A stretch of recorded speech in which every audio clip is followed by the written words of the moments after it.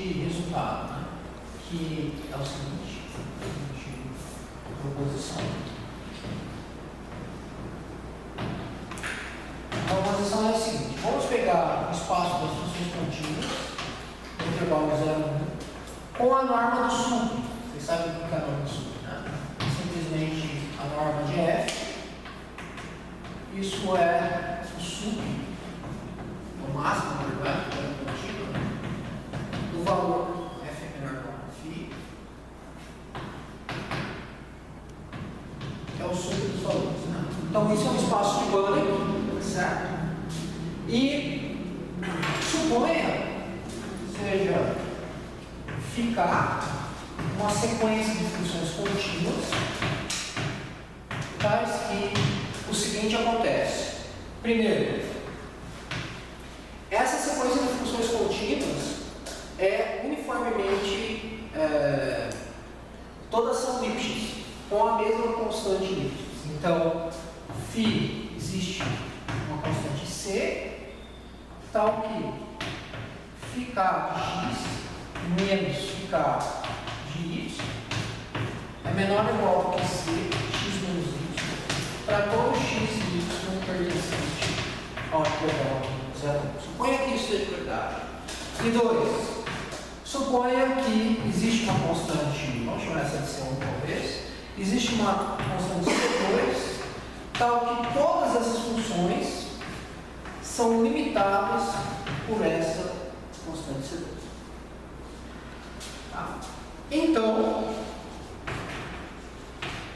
esse conjunto aqui é pré-compacto no espaço das funções contínuas 0,1. Tá certo? Então, o conjunto formado por essas funções é pré-compacto.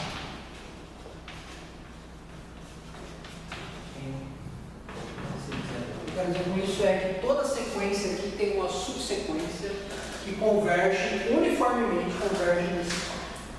Certo? Então, esse é o truque que você usa para mostrar que com aquela sequência de funções, né, que são dados por na média, ela é pré-compacta. Você prova que isso vale. Tá bom? Só que tem um pequeno detalhezinho. É o seguinte: a gente está interessado em funções que são positivas, né? E a gente tem que se aproveitar desse fato, certo?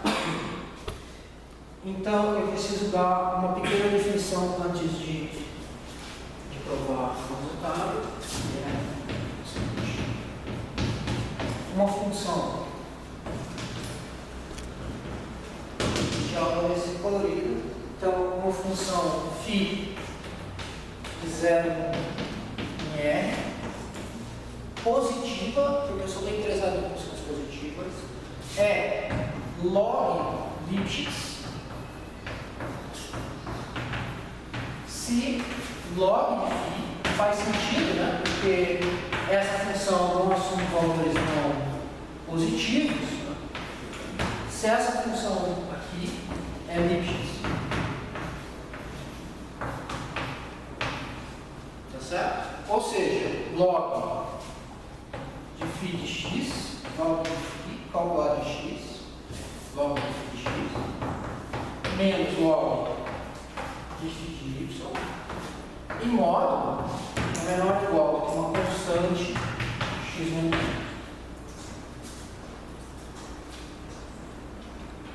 Tá bom?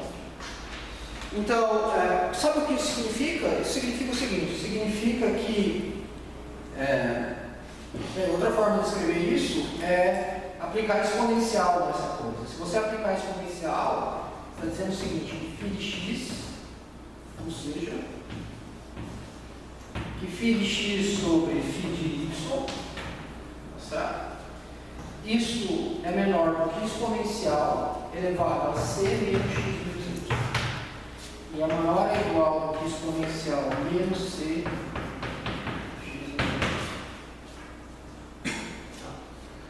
Por exemplo, se x é igual a y, isso aqui é 1, né? Não faz sentido. x igual a y, isso dá 0, então vai ficar 1 aqui, isso aqui é igual a isso. Certo?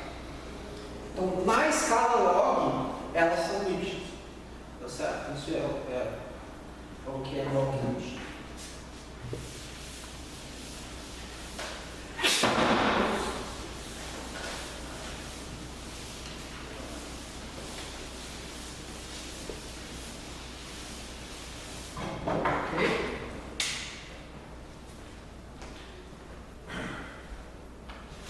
Então, a ideia é tentar entender o que é o operador de performance, como ele age em funções que são log dígitos. Porque a gente está interessado só em funções positivas.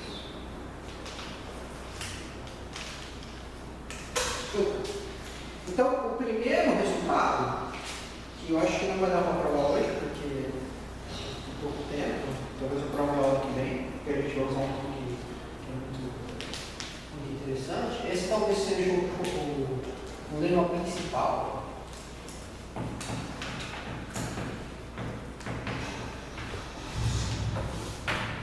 O lema principal é o seguinte: seja φ, eu vou pôr um φ maiúsculo, um ramo inverso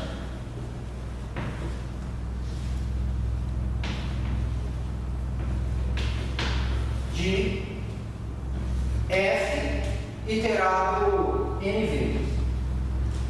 Então, note que se eu iterar a função, por exemplo, se eu começo com 2 ramos, eu tenho a f, ela tem 2 ramos, assim.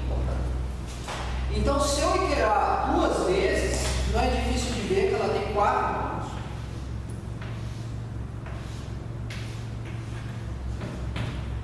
Se eu iterar 3 vezes, tem 8 e assim por diante. O número de ramos inversos vai aumentando exponencialmente, tá certo? Com o número de iterados. Então, pega um desses ramos inversos, pega um intervalinho lá, onde a função é bijetor, né? Então, isso significa o quê? Significa que a f, existe um intervalo lá, j, né? Aqui, tal que fn de j no intervalo 0,1 é dígito C2, e a fusão nada mais é do que a função inversa disso. Então você pega a fn, restrita a j, e pega a imagem. Tá bom? Então pega um ramo inverso de fn, qualquer um, para qualquer n que você queira, 1, 2, 1 milhão, não importa. Então, existe C, tal que para todo f, para todo n, se Fn é um ramo inverso de Fn, então a gente tem que esse ramo inverso é log x.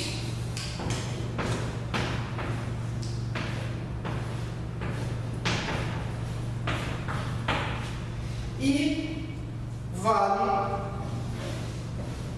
a mesma estimativa para qualquer ramo. Para qualquer ramo, não importa o ramo, não importa o n, esse quociente aqui é controlado por essa estimativa. Tem um quociente do outro lado, mas na verdade eu não vou usar o outro. Bem, tem o outro lado.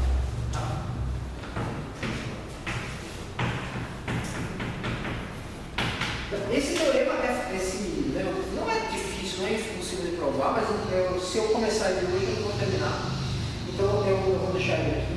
Mas o que é interessante é que isso está dizendo o seguinte, que todos os ramos não estão muito longe de uma função linear. Porque se a φ for linear, a derivada é a mesma em todos os pontos, então isso dá sempre 1. Então o que essa constante está dizendo é o quão longe você está de uma transformação linear. Tá? Então, isso é o que a gente chama de controle de distorção.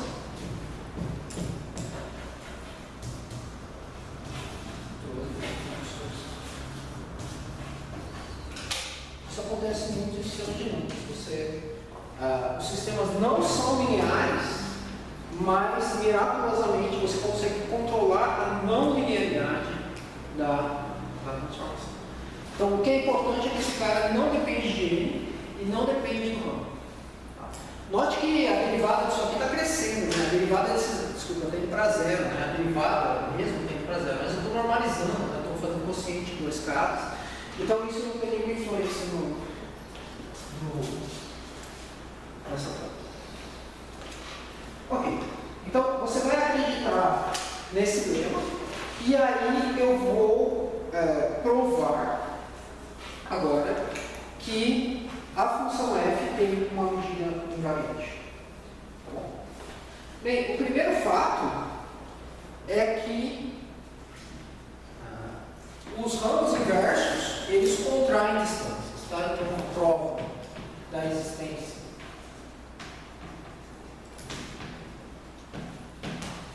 de probabilidade.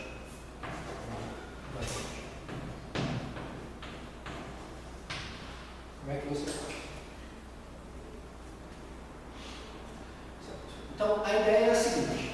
A primeira observação é que se eu pegar uma função h no intervalo 0 e 1 positiva, que é log Lipschitz, certo? Digamos que ela seja log Lipschitz. Então, isso significa o quê? Isso significa que h de x sobre h de y ela é menor ou igual do que exponencial de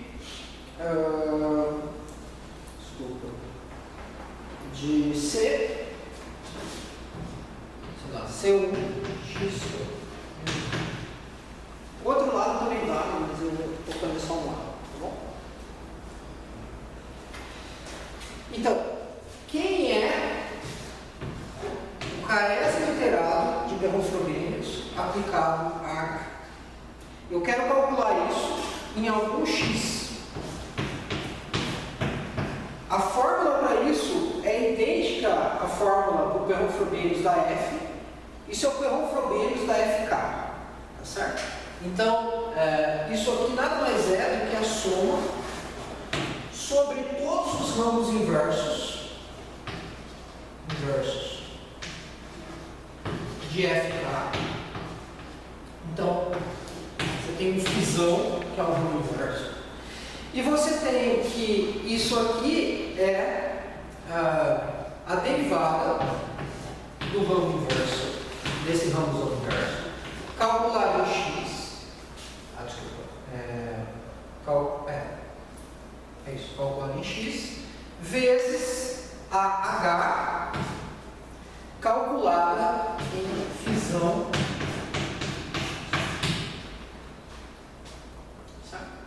Você soma sobre todos os ramos inversos.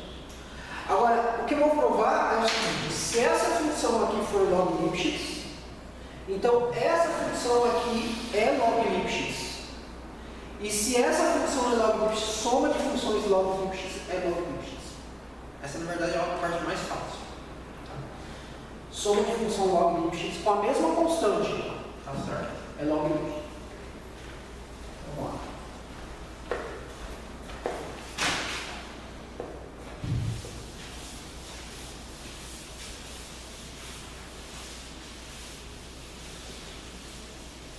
Bem, o primeiro fato que a gente tem que lembrar é que essa função é extensora, ela tem derivada muito grande.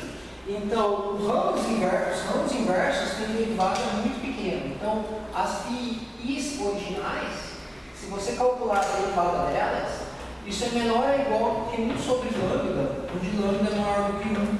É aquele derivada mínima, tá certo?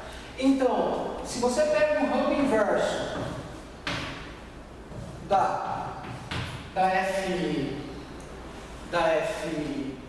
FK, então isso aqui é muito pequeno, isso é menor ou igual a 1 sobre lambda elevado, que é exponencialmente pequeno, tá?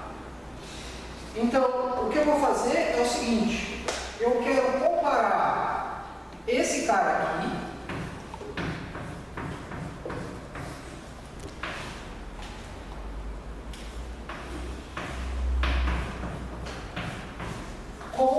o mesmo cara, só que trocando por y. É isso que eu quero fazer para provar que isso é log. Eu tenho que provar uma estimativa para essa, né? Para esse cara. Tem que fazer o quociente dos dois. Então, olha só que legal. Esse cara aqui é muito fácil trocar por y, porque esse cara é log Lipschitz com essa constante aqui. Então, esse cara é menor ou igual do que isso vezes isso. Né? Então, esse cara é menor ou igual do que exponencial de c, x menos y, vezes esse cara, mas trocando por y. Esse cara aqui, eu quero comparar com o h, trocando aqui por y. Mas o h satisfaz essa fórmula aqui. Então, usando essa fórmula, você obtém o seguinte: se eu trocar por y, eu posso pôr o h, então ramo inverso de y aqui, não tem problema nenhum. Só que aqui tem que pôr uma correção, e essa correção é exponencial de C1 vezes a diferença entre esse cara e esse cara aqui. Então vai ficar fisão de x menos fisão de y. Tá bom? Então, juntando essas duas coisas, vai ficar exponencial. Ah, mais uma coisa.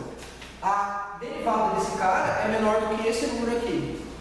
Então, isso aqui, ó, pelo teorema do valor médio, é no máximo C1 sobre lambda elevado a n, elevado a k, x menos y.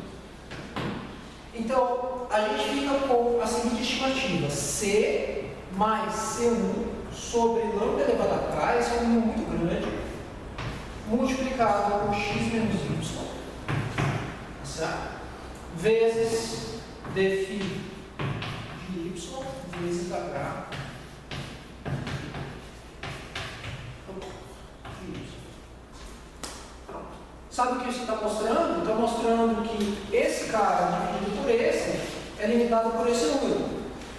E esse número vai ficando cada vez menor. Então, eu posso pegar lambda igual a k e conseguir uma estimativa uniforme. Então, isso aqui vale para qualquer k maior ou igual que 1. Isso aqui é no máximo. Bem, eu posso pôr assim. Posso pôr k maior ou igual que 0, se eu quiser. Então, para k igual a 0, isso aqui vai dar C1, então vai ficar assim.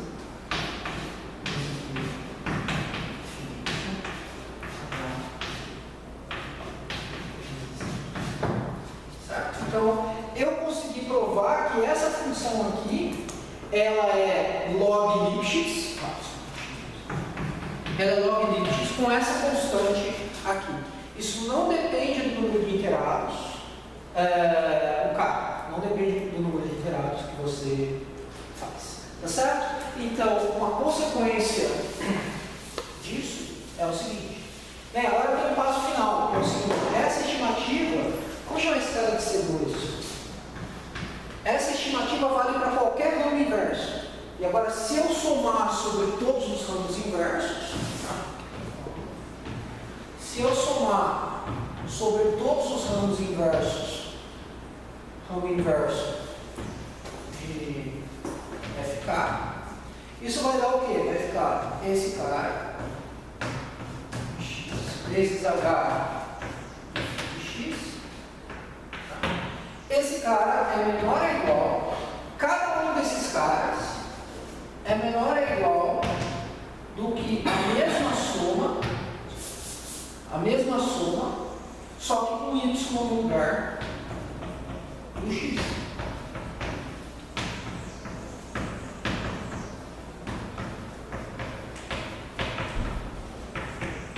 No lugar do x. E aqui tem o fator de correção, que é o C2 x menos y. É só somar todas essas desigualdades sobre todos os ramos. Do lado esquerdo você consegue a soma desses caras. Quando você soma coisas, a estimativa permanece, é a mesma estimativa que valia antes. continua valendo. Isso aqui é o P1 iterado K vezes calculado em H, calculado em X. E esse aqui é o P1 calculado, iterado K vezes calculado em Y. Se menor ou igual,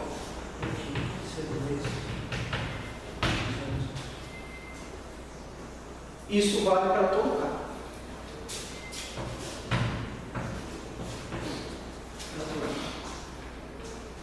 Bem, esse é o passo principal. Isso mostra que todas elas são uniformemente Lipschitz. O log dessas funções é uniformemente Lipschitz.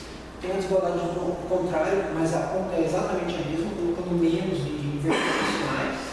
Então, e aí, usando isso, e esse mesmo aqui que eu não provei, né, que eu controle de distorção, que nas notas, aliás, tem a prova, você pode provar o seguinte: você pode de novo somar tudo, soma todos os K's agora, pega todos os K's, soma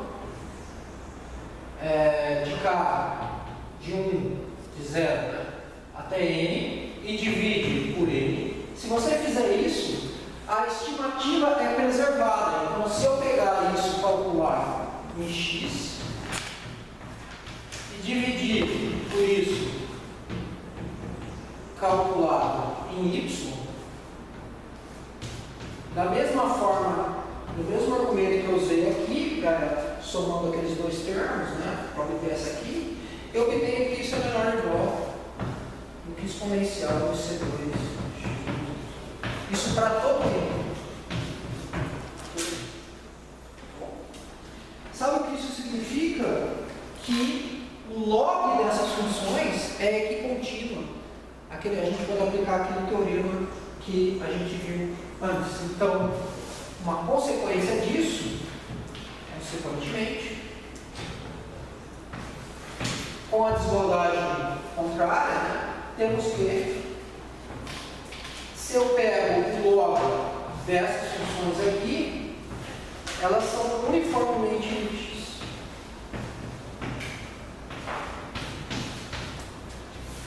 O log dessas funções é uniformemente C2 Lipschitz. Não é difícil provar que essas funções não podem também, são limitadas também.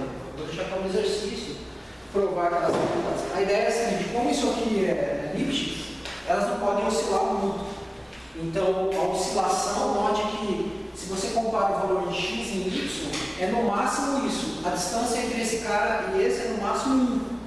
Então, esse dividido por esse é no máximo exponencial de C2 e é no mínimo exponencial de menos C2.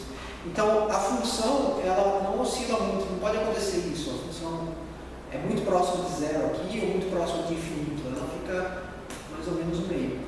Então, isso implica, tem que fazer umas continhas, que essa função não pode explodir e, portanto, o que eu quero dizer é que log desse cara existe uma constante C3, tal que se eu pego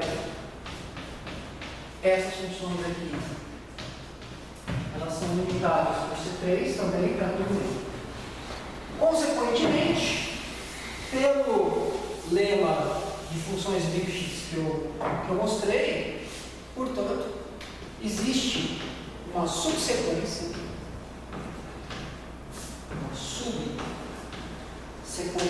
N I, que vai para infinito, tal que, quando eu pego o log de 1 sobre Ni, soma de K de 0 até Ni, de PK de H, isso converge para uma função na topologia das funções contínuas, quando o I vai para infinito, isso converge para uma função psi. Converge para uma função psi. Nessa topologia, não é difícil mostrar que se o log delas converge nessa topologia, então exponencial disso converge para exponencial disso uniformemente também. Então você tem que esses caras aqui essa subsequência converge quando I vai para o infinito para a exponencial de psi. Claramente essa função é positiva, certo? Então você tem que essa função converge na topologia de C0 para psi e, portanto, pelo lema lá que eu mostrei para vocês, que eu tinha no exercício, a gente prova, portanto, que se eu pegar o termo Frobenius dessa função, vai dar. Então, essa é a ideia, né? Então, essa aqui é a densidade invariante, tá certo? Portanto, essa medida aqui, ó, se eu pegar a medida de A igual a integral dessa função aqui, é medida.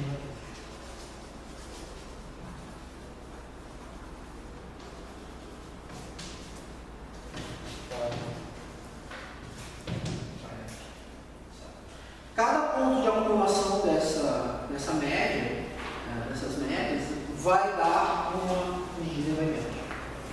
O que acontece é que nesse exemplo particular, só tem um ponto de acumulação. Na verdade, essa sequência aqui, ela converge mesmo. Isso é um teorema de Frobenius que eu falei a aula passada. Então, só para terminar, alguma dúvida? Tá, eu sei que é bem técnico, mas hoje eu queria mentir, então fiz isso, tá? Não queria mentir. Ano passado eu menti bastante, então me senti culpado. Resolvi falar a verdade hoje. Mas na verdade às vezes dói. Ok, então, deixa eu pôr aqui.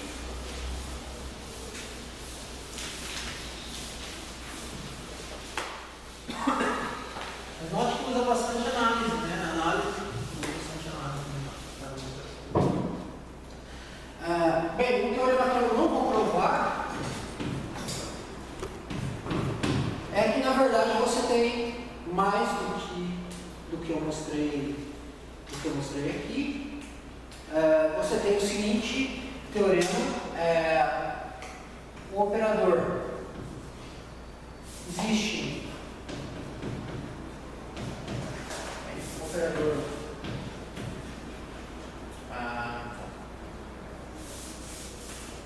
seja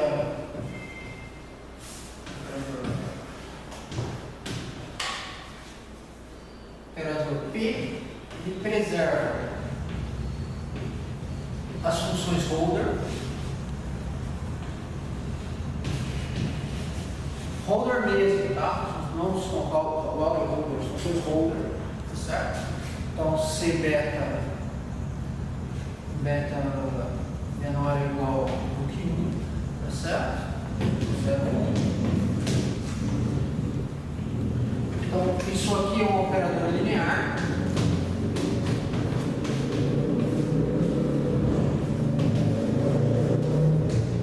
É um operador linear limitado. E exatamente o que acontece é exatamente a situação da aula passada, quando o lambda d é igual a 1. Então, a gente tem o seguinte: o espectro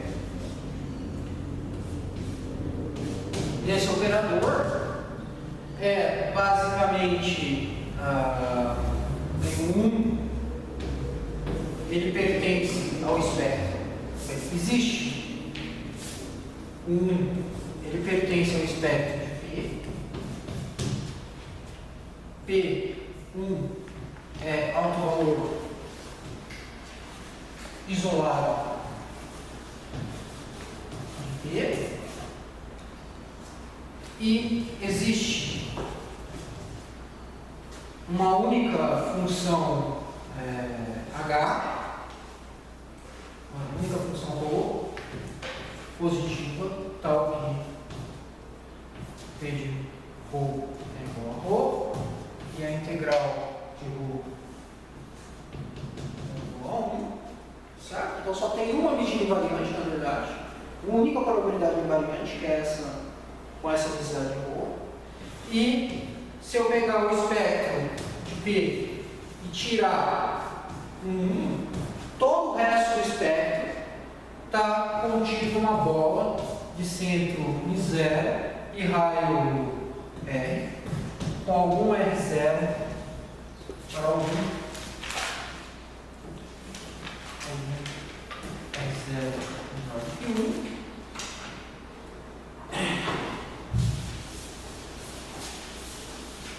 Uma consequência disso, né?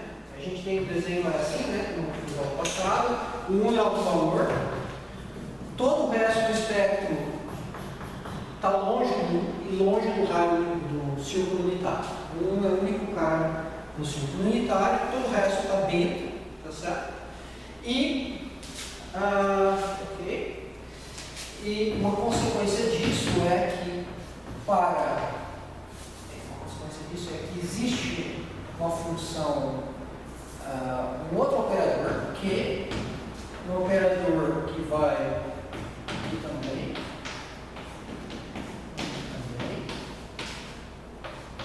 tal que o operador P, calculado em qualquer função H, qualquer função holder H, ela se escreve da seguinte forma, esse operador, se eu iterar K vezes.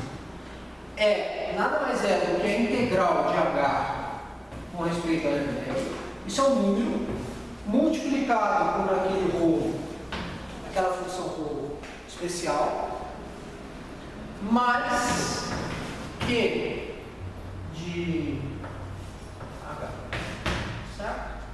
Onde integral de K vezes também. Onde a gente tem o seguinte, primeiro,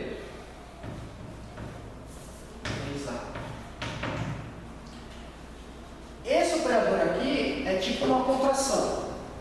Então, existe um alfa menor do que 1, tal que a norma desse operador, na norma da topologia do espaço holder, isso é menor ou igual do que uma constante vezes alfa. Então, isso está dizendo que essa parte aqui não é importante. Essa parte aqui não importa. Quando K vai para infinito, isso vai para zero. Essa parte aqui vai para zero. 3D, a gente tem que esse operador aqui comuta com esse operador aqui. Então, PQ é igual a esses operadores comutam.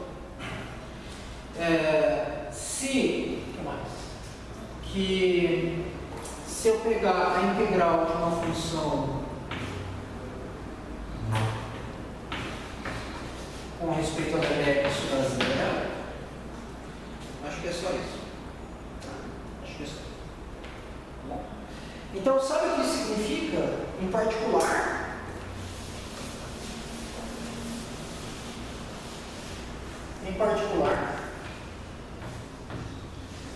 Se a H for positiva e a integral de H for 1, então o limite de PK de H, quando H vai para infinito, é exatamente a probabilidade invariante, a densidade invariante. Então, isso é muito parecido com o teorema de Perron-Frobenius. O teorema de Perron-Frobenius dizia que tinha um vetor especial, que era fixo, e ele era todas as entradas positivas. E se eu pegava o outro vetor positivo, cuja soma das coordenadas era 1, então o limite da matriz positiva aplicada a esse vetor positivo convergia para aquele vetor especial, que é um ponto fixo. Certo? Então, na verdade, não só a média desses caras converge para a densidade invariante, essa aqui é a rho, né? Na verdade, sem tirar a média mesmo. Só que o que a gente chama de convergência César convergência média, Então não precisa tirar a média, não. Realmente isso aqui converge para lá. Isso implica coisas, por exemplo, que essa medida invariante é exponencialmente mixing. A gente já falou de exponencialmente mixing. Usando esse resultado, você pode provar que essa medida é exponencialmente mixing. Mas a prova disso usa o mesmo método que a gente viu, que era no começo, usa uma métrica especial, tipo a métrica de Hilbert, só que adaptada nesse contexto de dimensão infinita. Você pega o cone das funções log Lipschitz, você pega todas as funções que são log Lipschitz, isso dá um cone no espaço das funções Holder, seria como tipo o primeiro quadrante, não é o primeiro quadrante, mas é um subquadrante, um subcone dentro aqui, e a performance preserva esse cone de transformações log Lipschitz. Tem uma métrica de Hilbert associada a ele, e o Perron-Frobenius contrai essa métrica de Hilbert, exponencialmente, é uma contração lá, e daí sai esse resultado. Essa é uma das formas de provar. Tem outras formas de provar, mas essa é uma das formas. É isso. Então, na próxima aula, eu acho que eu vou começar a falar de ferramentas. Eu vou para sistemas dinâmicos de dimensão maior. Eu estou me concentrando muito em dimensão 1 ou 2, complexa ou real, no intervalo. Eu acho que está na hora da gente passar para a dimensão maior. Então a gente vai falar na ferradura do Snake, tá bom? Falar de sistemas dinâmicos não lineares hiperbólicos.